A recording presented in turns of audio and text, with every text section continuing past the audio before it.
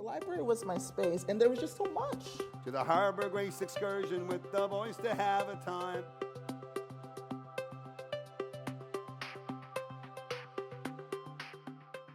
All right, thank you everyone for coming tonight. Appreciate it all. This is before the 6th. This is, I believe, I did some counting, and this is actually the 10th time we're doing this, and I understand why, but I was like, so when I decided that it was the 10th year, I figured instead of doing what we've done in the past, where we have kind of focused specifically on one artist or two artists, I was thinking, let's have a bigger discussion about the history of Toronto hip hop in terms of theme, and I decided to convene some people to come who would know a lot more about it than myself here to be here on the panel, and those people are Socrates.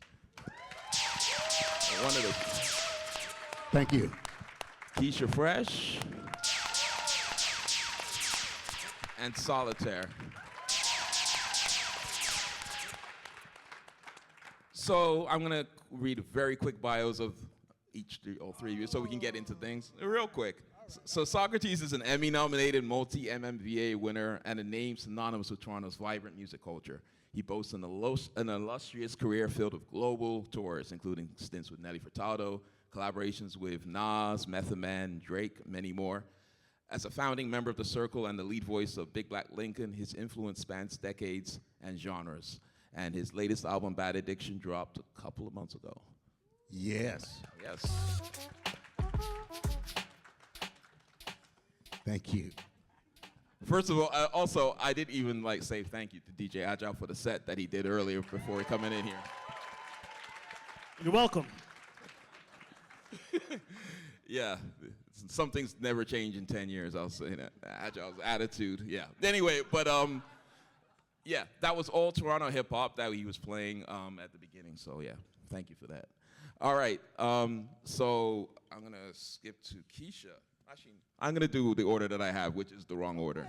All right, Solitaire. Widely considered as one of Toronto's hip hop legends throughout his more than 20-year career, Solitaire has amassed an impressive legacy showing his strengths as an introspective and fearless MC, with thought-provoking rhymes and uplifting messages, as well as a talented producing and engineering ear with a keen ear for musical masterpieces.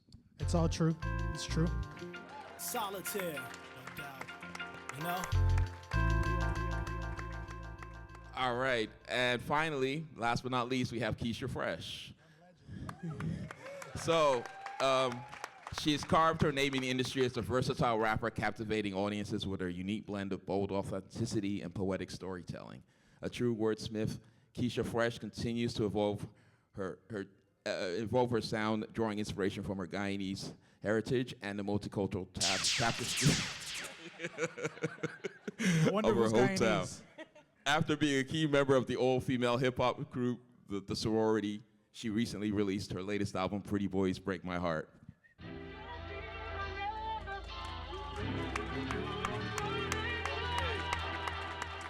All right, so let's get into it. So the topic tonight is, what is the Toronto sound? And it's been a topic that I've seen kind of like on podcasts, on social media.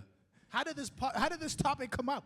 I don't know. What do you How did this think? topic come up? Does anybody know how this topic came up of the Toronto sound? They said we don't got a sound. Oh, who said that? Yeah, so yeah, I mean, the context, I feel like, is there was this, I don't know, this beef that you guys might have heard about. I don't know. I think it's over now. It's still going? I hope not. And so, as a result of this beef, what was happening for, I don't want to, the beef could actually take up the whole hour, so I'm just not going to do it. Like, we're not talking about it. But all we're going to say is Not on my time. as a result of that beef, a lot of people were looking back at Toronto, be like, especially who were not from Toronto, saying that Toronto did not have a sound to draw on. And it inspired some debate on social media, podcasts, and the like. But I hadn't seen in real life discussion about it, and I hadn't seen a discussion that went beyond 10 or 15 years about it. So that's why we're here. So I feel like that, I don't think we're gonna come up with any answers necessarily, but we're gonna ask. Oh, yes, we will. Oh, okay. Well, this is gonna be interesting. We'll pose a lot of questions about it, so let's do that. So when people kind of, but maybe we should just start where a lot of the discussion is, right? And then I think a lot of discussions, when people think of the Toronto sound, they kind of think of certain songs, and I'm hoping Agile might be able to help me out here. Well, they're thinking of all the new stuff, but they're forgetting there's an era before all the new stuff, right? So play a couple samples. Now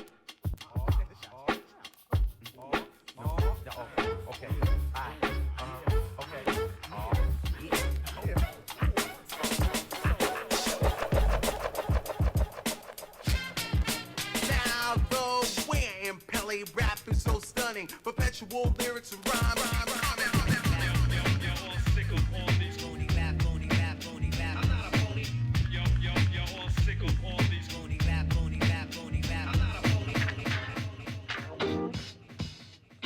One time, I love the nightlife.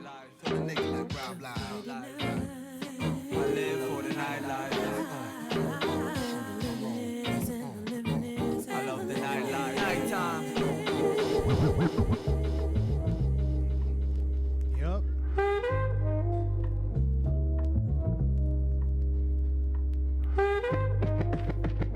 What's the name of the runaway train that ransacks and mangles tracks when I was steaming out your mind frame? Rough to rugged like dreadlights, locks, locks, locks, locks.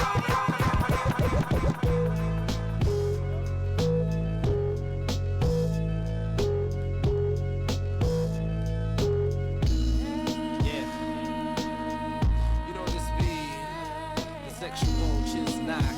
Shot clear the ill flower with my girl Julie Black. Yeah, we get down like that. I could keep going, but Yeah, you get the idea, right? That was a lot right there.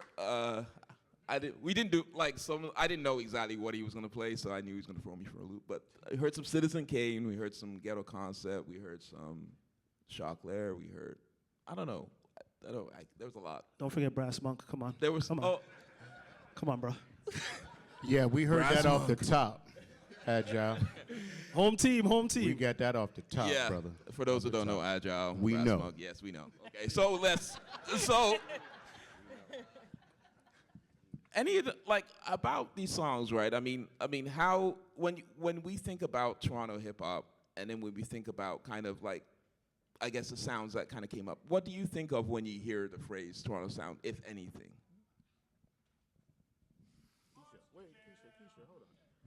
I think it's a good time to get the perspective that is closer to now. What is it? What in your eyes, Keisha? What do you think?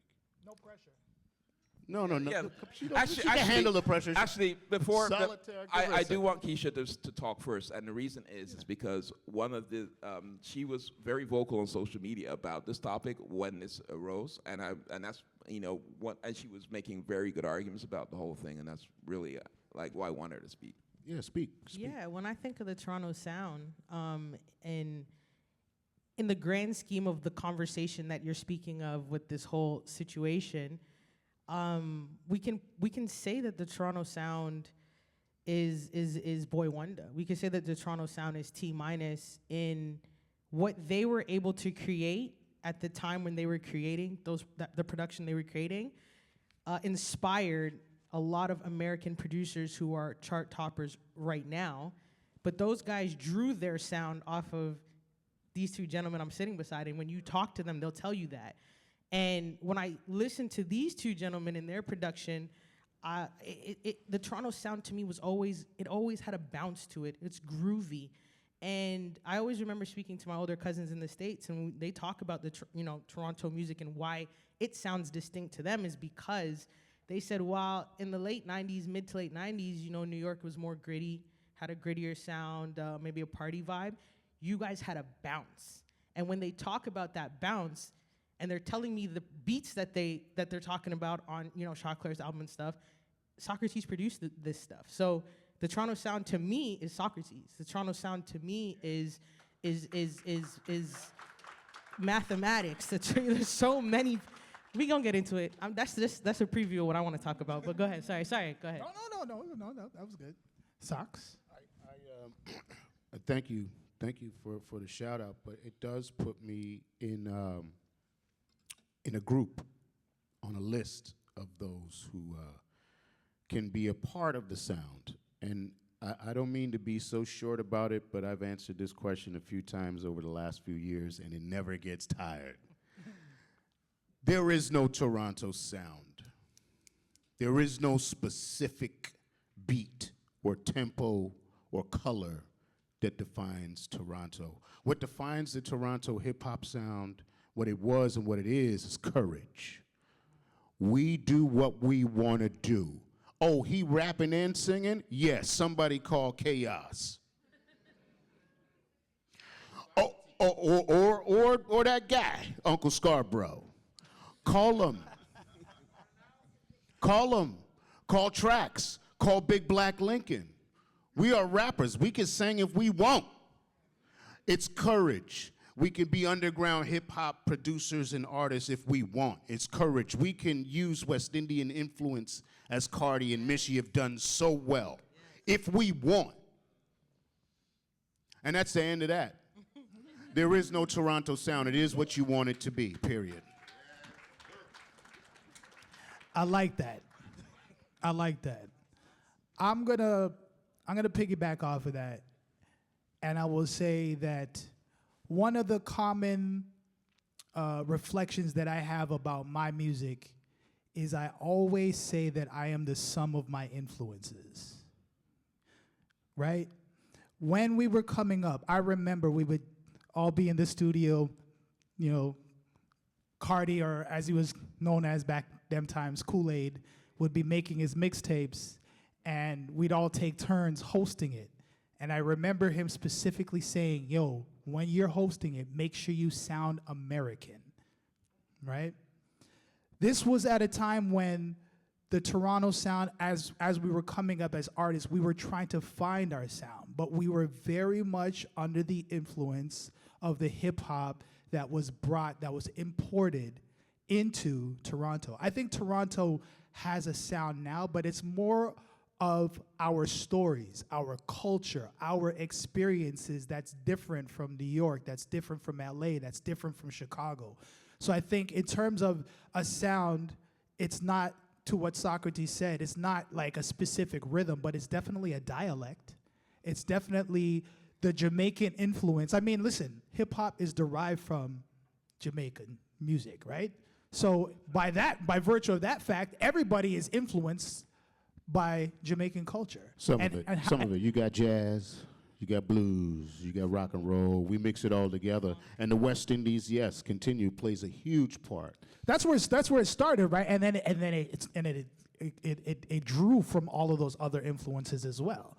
But it started from the MC, the sound, the bass, you know? So I think that, you know, as far as a Toronto sound, I believe that the Toronto sound is in our stories. It's in what we conveyed. I mean, not to take boosts, but Bacardi Slang was really a moment when, and I remember we had this conversation because, you know, I travel with Cardi all the time when we would go do college radio tours, and we would go around to these stations, and we're always trying to measure up. But I remember saying to him one time, I'm like, yo, when we talk with the Mandem, like, this is how we talk. You should go there and talk how we talk and introduce them to our sound. You know, he was already doing that. I don't want to tell him like I was telling him what to do, and then that culminated in Bacardi Slang, where he's like, yo, we don't say you know what I'm saying. We say, right. And I think that was the beginning. I think that was the point where we stopped trying to sound like everybody else, and we started to tell our own stories. And I think that would be the original, the point of genesis of the Toronto sound. I also think the Toronto sound is the language that we use too, and it's what Sox was saying, because I remember growing up and feeling like, yeah, I'm a part of this, because on Money or Love, this guy was saying Mandem. Like they're talking like how we're talking with our friends, and they're talking how we're talking, you know, in our communities, and it felt personal. So I also think it's the language we use too. Yeah. So what? So the dialect part was something I did want to talk about because it's interesting because we're at a point where Toronto's like you'll see things, videos that go viral of people saying this Not is the Toronto man. Don't Exactly. don't please don't say that. So it's almost become a parody, right? Almost at that level, right? But I mean, like how like but there's something that is actually genuine and real about it. That is actually cultural, but sometimes it's not named, and sometimes it just ends up being something that just gets so far from its actual origin. I mean, how do you want to? In terms of having a serious conversation about the dialect, what do you think that we should really be looking at? Well, let's not forget there's a cool mirror across the pond, innit? What? When the man them speak them way there. John, you're Lebanese. Why do you speak like that? Well, the streets is talking like that, man. How else am I going to do this? Am I going to get this food, move this food, and all that? And them thing there. Man, yeah, man. It's like, hold on a second. Hold on. This is in the UK. And it's been there before we got to Toronto as, immigration through the 50s and 60s. So you can't walk street in the UK without, if you're talking street, it's going to sound Jamaican. No matter where you come from, it's become that. Like in Toronto, you want to hear the Toronto, yo, mine's is this way and that way. You can close your eyes, open your eyes. There's a white boy from Port Union where I live. That's a fact. But he grew up with these boys. They all grew up fact, yeah. We all grew up together. It's culture. It's culture. We all grew up together, so nobody's left behind. We all sharing it. But Brad goes home. Yo, Ma, I was thinking of curry still, you know what I mean? Bradley! Okay, so Right? Okay, let's get back on track. Sergio, we need another round up here. We need another round. My point was, right? Yeah. It was there's a mirror. There's a mirror, and West Indian culture plays a huge influence on what we like to do as musicians that want to make people move and dance. So we draw upon that. Now within the dialect, I'm telling you, look right over to the UK. They got about 20 years on us when it comes to dialect being so driven into the street and becoming part of how they use them, how they talk to each other, how they communicate. I remember though when they were used to. There was a point in time where UK man used to be like, "Yo, man, them. Why they trying to talk? Why does Toronto man try to talk like UK man them?" And we're like, "Yo, we used to say this from the same amount of time because our families used to go to Canada and they used to go to UK." So the culture was the same. The way that it permeated. I mean, Jamaican culture is so powerful that it permeated West Indian culture. You keep saying Jamaican. West Indian culture. Squad. Well, let me. Tell him, Socks, tell him. Hold on a second. Hold on a There's a lot second. more Guyanese on this stage start the than- whole than- conversation here. No. Okay. Hold on a Solly, second. you You finish keep your saying- point, and then we're gonna go to someone. I'll finish my point because I'm Grenadian. So he's Grenadian. I'm not even trying to. I'm not trying to downplay it. I'm not trying to downplay that. Now it has become an amalgamation of all the islands, and all the islands are obviously contribute in their own way, in their own culture. Like I'm not trying to diminish that, but what I'm referring to is where the direct lineage of the music comes from. So it's not to disrespect any island. As a small island man myself, so okay. So let's we good with that? Okay, right? Okay, with that being said, Yeah. let's bring it back to the topic at hand. Yeah. Which it is. Because I but mean- what I want to figure, are there songs that are in the Toronto hip hop canon that you feel that when you heard them that represented a dialect that sounded cool and fresh to you, that you were like, okay, what's that? Aside from ones that you produced, Bacardi style. No, I wasn't gonna say Bacardi's name. Yo, I got a funny one, man. No. Yo, when Drizzy did Delilah? Oh my God, I'm just like, has it gone this far? Has it gone Okay, this well, far? we're not gonna play that. We're not No, going we're not there gonna yet. play it. No. No, but my point is the parody on how deep and rich That's a this good. dialect has That's a good become. point to start Yeah, on. Go yeah, ahead. please. Yeah, but are there any songs like this is a question for all three of you? I would say "Easy on the Motion" Okay. Ghetto Concept is one of the ones. I mean, Ghetto Concept, shouts out to them because I think that at a time when we were coming up in the 90s, they very much embodied that sound, that the West Indian dialect mixed with influence from the New York gritty sound, but then talking about where we're from and our experiences themselves growing up in Rexdale. So I think that's one of the songs that, to me, I mean, outside of Bacardi slang, but this is before Bacardi slang, right? So That's right. even more so, I think they really personified that, and a lot of their records too, not just Easy on the Motion, but just Certified. Yeah, but I would definitely look at Easy on the Motion. And the reason I wanted to, like, I think that at that point about Guaguan Delilah is so poignant is because in Toronto, that has, like, and you know, again, not to diminish the other influence of other islands, but predominantly the slang we talk when we say mandem, wagwan, like these are all derivatives of Jamaican culture. Like, there's no denying the strength of and the influence of it, right? And then obviously as the strength of other islands, then we started to come into our own power and embrace our own influences, whether it's in soca music or what have you. You know what I mean? So it's because we come from, like, we consider Toronto not a melting pot, but a multicultural society, and every culture started to become empowered to celebrate their history and their contributions to music and the city and their influences. So I think that would be my selection. Keisha? I don't want to gas anybody up here, but I'm going to say Easy to Slip for me personally. And no, but I tell you this, though. This is not news. Like, I tell you this because when you listen to what the overall sound, and then the video looks cold, too, so it does remind me of Toronto. Like, he looked cold in the video. It was So very cold. it also reminds me of the city, but outside of that, just the conversation that you're having with yourself on that record, to me, reminds me of my cousins. It reminds me of people that I grew up with at home. And again, the language that you're using, it's no heavy American U.S. accent or anything like that. It sounds like home, and that song has always sounded like home to me. So Easy to Slip for real. I appreciate that. We sing a song of mercy that's caught in the struggle. Cause the devil's always trying to draw the kids into trouble. Amen.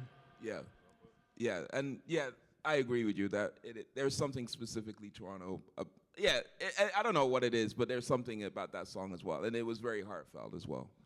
Socks, do you have anything? Yeah. I mean, being part of that lineage of that era of producers that added to that run.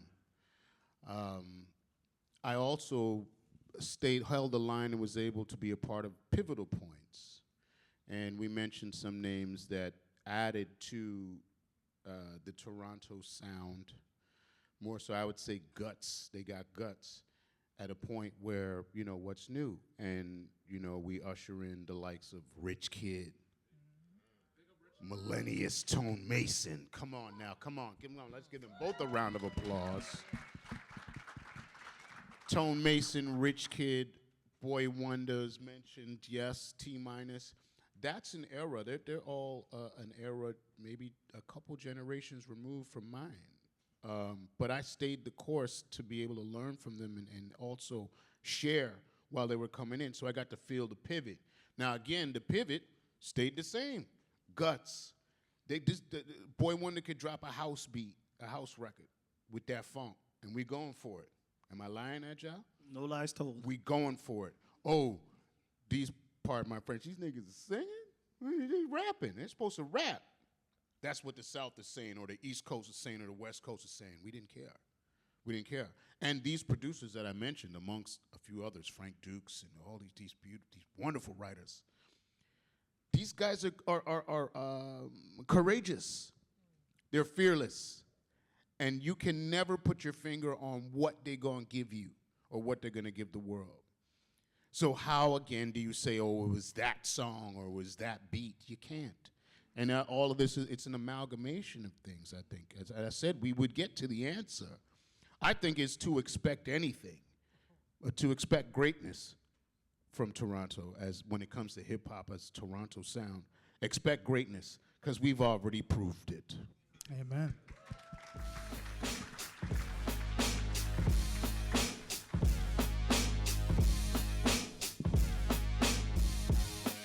I'm sipping on a Wednesday, so hard to get on. It's Tuesday though. Yeah, not Wednesday. I Told I'm- Mason, I'm it a was prick. told I'm Mason. sorry. I'm sorry. I'm a prick. I'm sorry. I'm in Japan right now. I'm He 8 does have a hours Tuesday ahead. song. He does have a Tuesday song.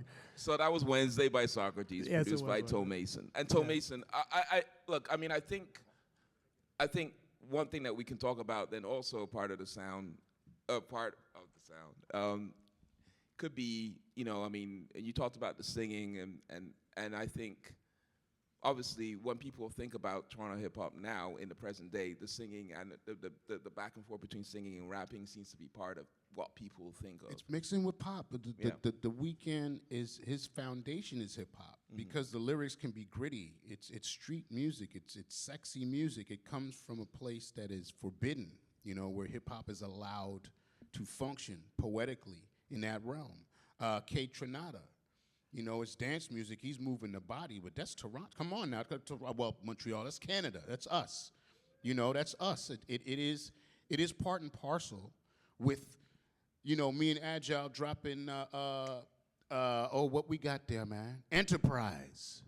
It's a house song just for anybody and everybody, but it is Toronto. And in some way, at its root, it is hip hop. The point about The Weeknd is really interesting to me because I always use that as a point of reference for that is the Toronto sound that went global. Like people copied The Weeknd's formula and created a whole genre of music out of what he was doing, that dark, depressed R&B music, that deep, dark, depressed, pill-popping music is The Weeknd. Shouts out to And Doc. It's a whole genre of music, so that's the Toronto sound. Well, it is one of them. Yeah, it's one of them. We want to embrace Keisha as we all have our own opinions and angles, and we've achieved beautiful colors in releasing our music. We want to embrace the fact that it is about the kaleidoscope. All the colors in the spectrum is what defines the Toronto sound, and it takes courage to define each of them. And I encourage everybody to go for it. Yeah. So I'm gonna pick a song that you know looks at I think the singing and the rap and the singing and rapping. I guess for someone, you know. So you got rap, you got rapping and singing, you got dialect, Yeah. you got certain styles of beats. Yeah, and I'm thinking I'm gonna pick Money or Love, but because I do think there were Chaos had Yes. Chaos put out some songs before that I think if you were thinking of Musical musical essence. essence or thinking of Rise Like the Sun, these songs were early '90s where there's singing and rapping definitely happening. So yeah, and it's you know, artists that are coming up in the new generation. I've looked back at you guys and as inspirations because of that blend that you guys did.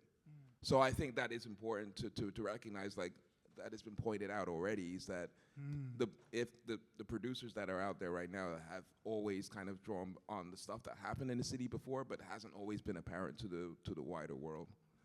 So yeah, but anyway, is there any of that we can hear? Shout out Gadget on the mix. Take it in. As far as money's concerned, I'm a Break it in. Your Golden Glove, too stiff player. Break it in. Never heard of surplus. The way we touched was like 2 ticks. Who gets this busy, this much? Severed all my ties and burnt all my bridges. With the art of being broke, leaving y'all folks suspicious. Like, who's that? Cool cat, move back. That boy So the good. point of playing it was just to play the chorus. That you know, boy with good. singing, He real you know? good. Okay, well, they're right. For Do you worse want or questions? There is better, singing on the chorus. is it money or love? Why I'm out to get ya? Is it money? All right, we know One more you can time, sing. for We know you can worse sing. or better, is it money or love? Why I'm out to get ya? Is it money or love? You know, I'm just he trying was to keep us singing on at time. I think that what's interesting about this conversation about what is the Oh, thank you. what's interesting about Swing Low, Sweet Chariot. You want to hear me? Talk about singing MCs. Talking about singing MCs. Toronto sound. We'll go for it. Again, sorry. Remember when the boys was coming through, as I mentioned, that pivotal period. Drake was with them. He was part of the pivotal period as he came through the studio. Yeah. And he was just rapping his ass off, right? And we got him in there around us. You get to talking and hanging out and introduce him to 40. You know what I mean? And they get some time to record. Next thing you know, he's got courage to sing. And you get a song like "Successful." Out of that same studio, P Mac on Mow It. Come on now, we was there. I know the spot. Mm-hmm. You know, I want to kind of double back because I think right now in this room, because I definitely want to hear, because I know there's enough thoughts in this space. I'm also coming up with a little bit more of a thesis, and I think that with this whole situation that ensued, and then it evolved into this question of what is the Toronto sound. I think there's a sense of insecurity. It's a sense of like, well, what is our sound? And then it became a debate. And I never personally felt like insecure about it. I didn't feel the need to get into what is the Toronto sound. Do we have to define a Toronto sound? And the reason is because I remember when we were coming up, what melody, R&B and hip hop were like oil and water. If you had the inkling of melody in your raps, MCs from New York be like, "Yo, we ain't messing with that." Like they did not. But I remember we were producers, we were rappers, but we were also musicians. This man played the violin.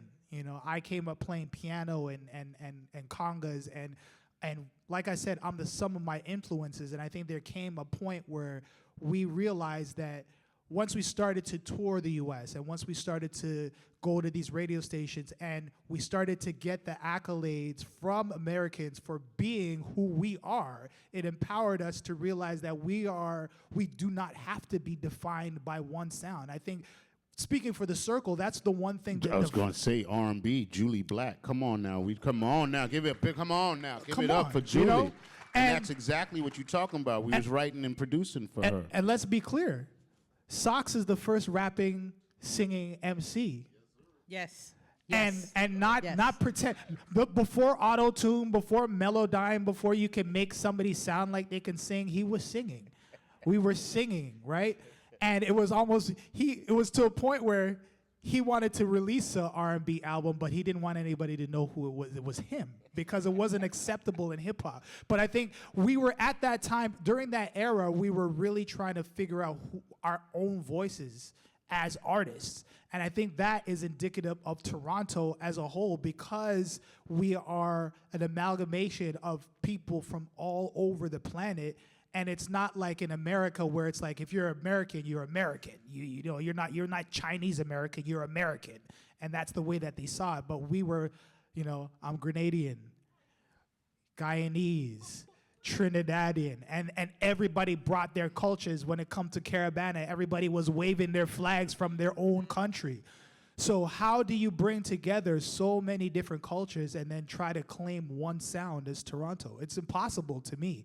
And I think that our sound is the stories that we bring, that we add into the musical genre. I think that is our sound. And not just add into the hip hop genre. Like you guys, when you were just speaking about Sox, I was thinking too.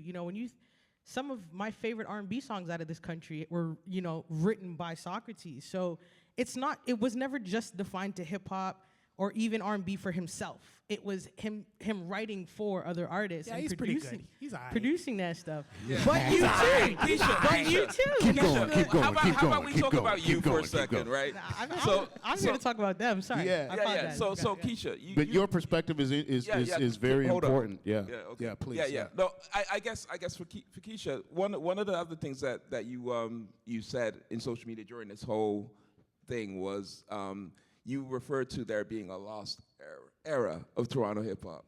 I gotta make my accounts private. Go ahead. Yeah.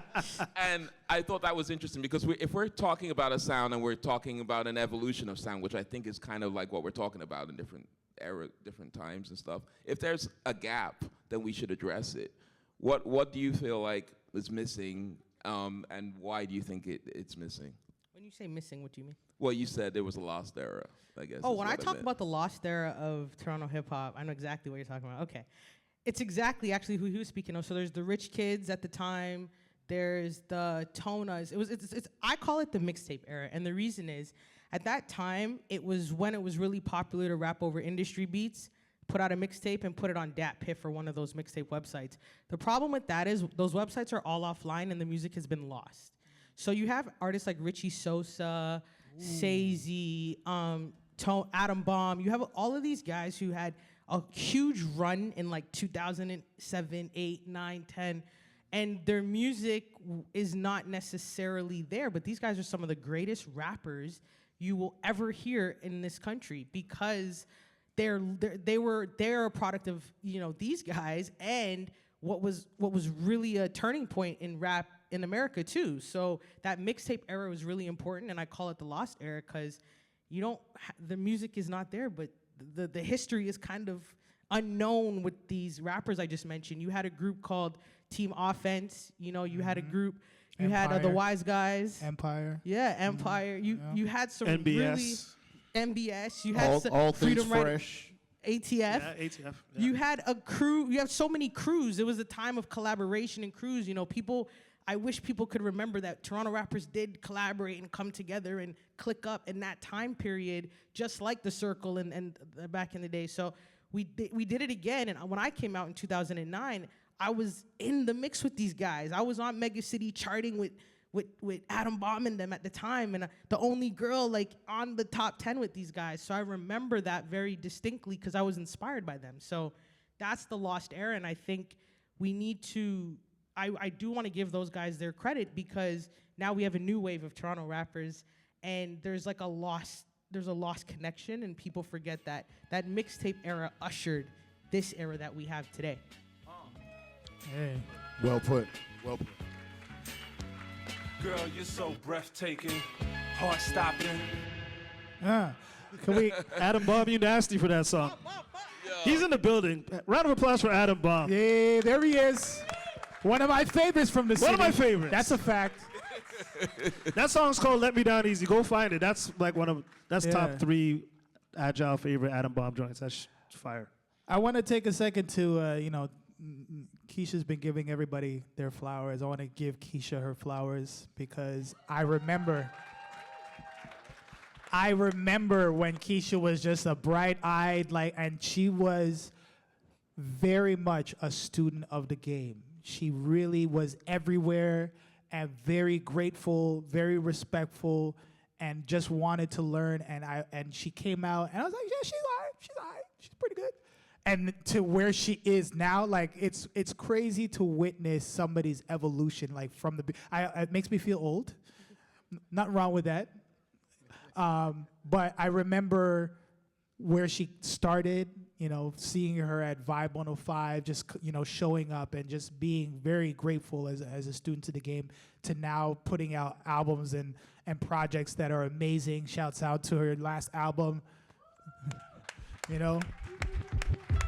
And I don't know who these pretty boys that keep making you cry. I don't know who these guys are, but Yeah. All right, we're just gonna. this is us. This is me featuring. This is Saltra and Hey. Keisha. I lean with it, then I rock with it. Bust my dance, then I put my little talk to it. Catch the flow. Solly time. Yo, kicks with the snare make the room vibrate. There's funk in my veins, so I let it resonate. Back when I came up, spitting with my bros. Trying to make it happen, you know anything goes. Solly and my crew, call them the Circle.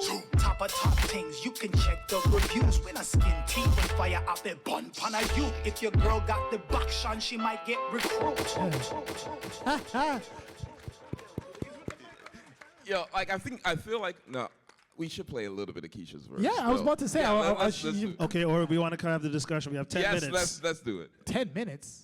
That's not enough Yeah, time. My job is to keep us on time. Yeah. guys. No, but the whole. Yeah, let's just play a little Keisha's verse. All right. Little That's Keisha. lame.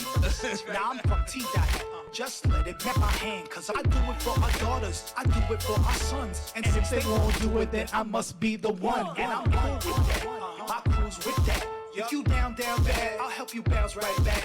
I'm a man like that, with a plan like that. Steel sharp and steel, let's get you back on track. Hey yo, mic checker 1, the fun is just begun. Welcome to the fet, yo, the vibes kinda done. See, I'm fresh like that. I step right back, connect your neck like that. I make you sweat like track. I heard you ask for the best, and here come keys. Top 3, Solitaire, Cardi and me. You agree? You could come and party with me. I'm at the bar with a Stella and my groove on G. Yes. And I'm grateful. She was one of the first people I reached out to for that project because, one of my favorites from the city as a person and as an artist. I'm grateful to work with you. Aw, stop. You stop. Good call. Thank you. Good call. Thank you.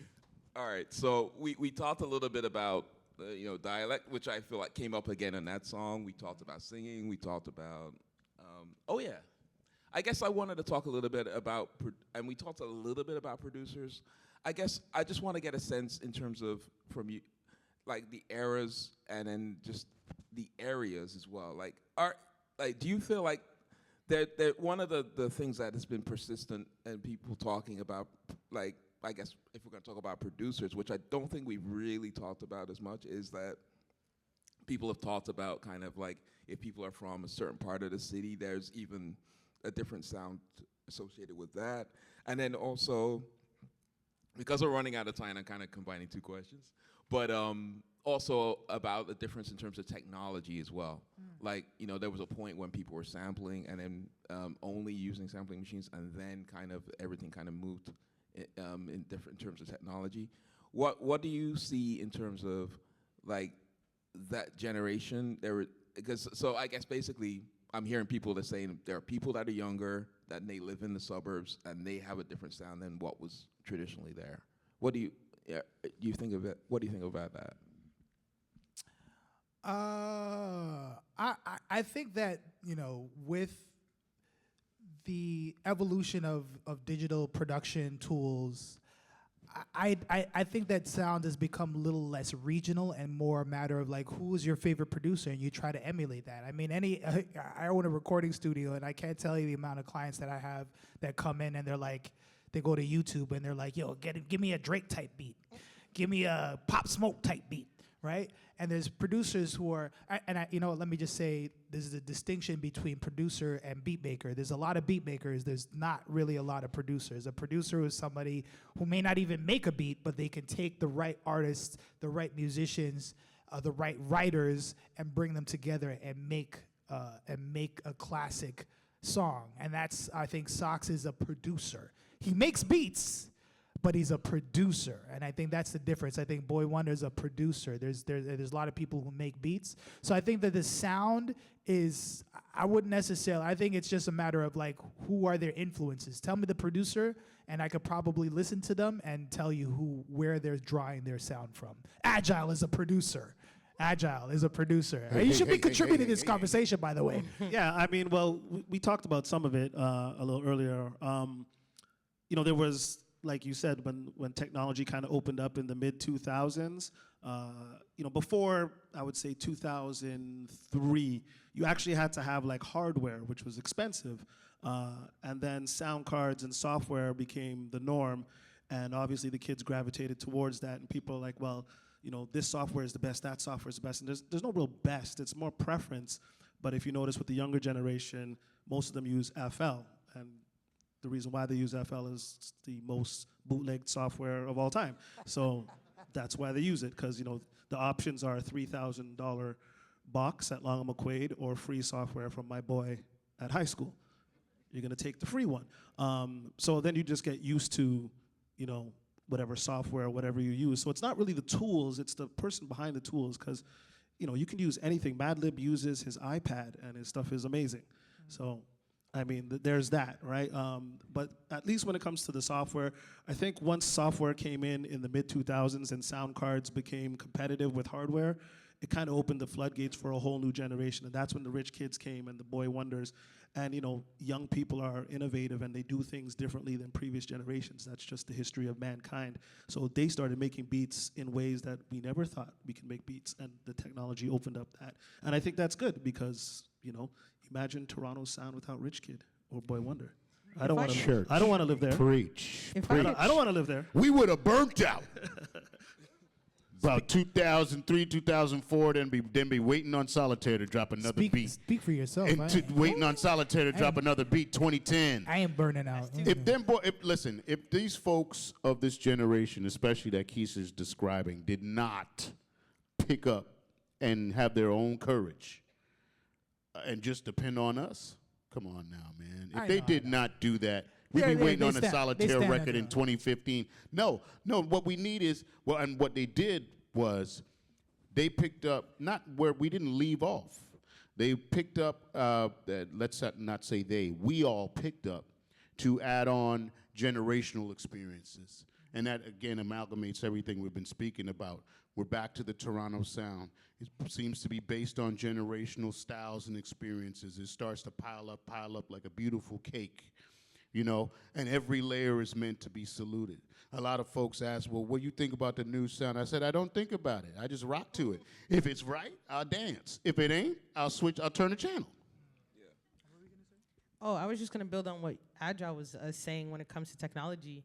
It's real funny. I was talking to a producer last night, and it's so fast. Like, I remember saying to him, like, yo, can you just fix up this? Or he said he wanted to add something to a beat, and he did it right on the spot while I'm on the phone with him. And I was like, yeah, something, the beat you have in front of you. And he's like, I don't have a beat in front of me. I'm like, yeah, the beat that you have in front of you. He's like, oh, my laptop's closed. So it's literally that fast of a thing now. Technology is in a place now where you don't have to go to a studio to do a beat or have all of this equipment that you got to shut down for 7 minutes. It's a quick thing, and it's a really fast process. So there's a gift and a curse in that, I believe. Yeah, and the internet's made it even exponentially. Like, the internet's so fast now, and the technology is so good, you can actually work on the same song together in real time in different places on the planet, and it's without glitches. It's pretty incredible. So, I embrace technology, obviously, but once again, they're just tools. That they're not gonna. If you were gonna be amazing, you could have knives and bearskins, or you still got to put your soul on the line. That's it. It's just a tool. So. Tools are made to be used. The reason I brought it up is because I feel like the Toronto producers, more than most, have taken advantage of that shift and that change. Oh, most definitely. And I feel like that's been a huge part of the reason why that these Toronto producers have broken through to be able to produce for A-list artists, aside from even just the artists in the city. Well, of course, was because of that. We have 120 days of darkness, and it's gonna be 25 centimeters of snow. Like, stay home and make some beats. Yeah. I was saying, like, I remember I used to shit on Fruity Loops forever until I heard of a guy named Boy Wonder. And That's right. I was like, oh, that's how you do it. We were at Brimley and Lawrence. Yeah. I said, yo, show me how this thing work. We gonna make a beat. I just beatbox something from the sample. Yeah. He put that thing in there, and who else was there? Alexander, the R&B singers. We were putting this stuff together. Voice Alexander. King Rain was there as well. May he rest in peace. And we're putting together this piece. And we start using beatbox and live vocal instruments. Boy wanted to take that. He said, all right, Sock, I'm going to show you how this Fruity Loops works. He put it in here. Put it here. Turn this button. I was like, oh, God, this is easy. This is easy. But he had to know where the funk is at to get there. It's not just plug and play. It's the funk. It's the funk. Yeah. Again, as Agile, to add to Agile's point, it's the soul behind whatever you choose to use. Yeah. It's not the tool, it's the person behind it, for sure. Church to that. Yep.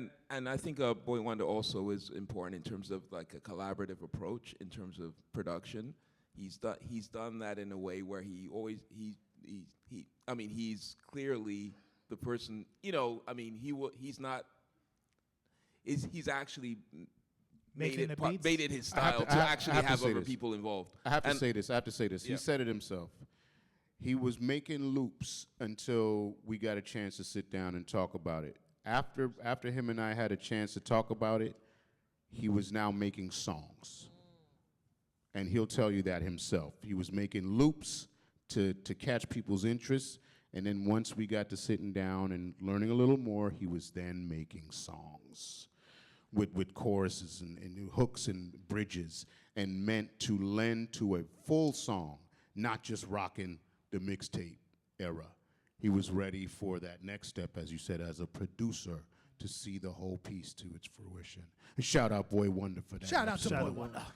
And before we get to this track, to build on that, that's also a generational thing, because like our generation, like, you know, Socks, you did one of my favorite beats with Marvel and Cardi. You guys did Words Of together.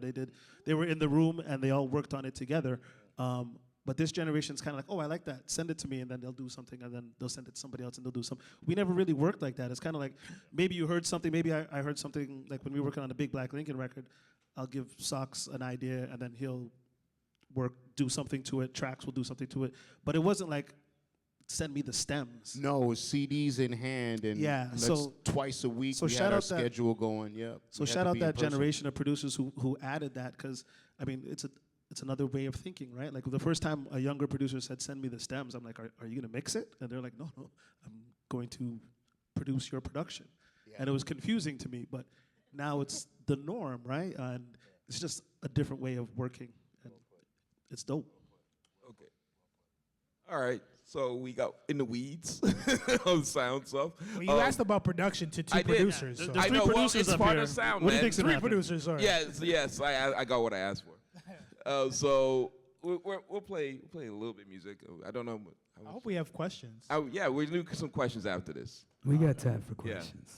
Not a lot of time. Being on some chill, we go 0 to 100 real quick. They be on that rap to pay the bills, and I don't feel it, not even a little bit. Oh Lord, know yourself, know your worth. My actions being louder than my words. How you sold, I been still sold down to earth. Wanna do it, we can do it on the turf.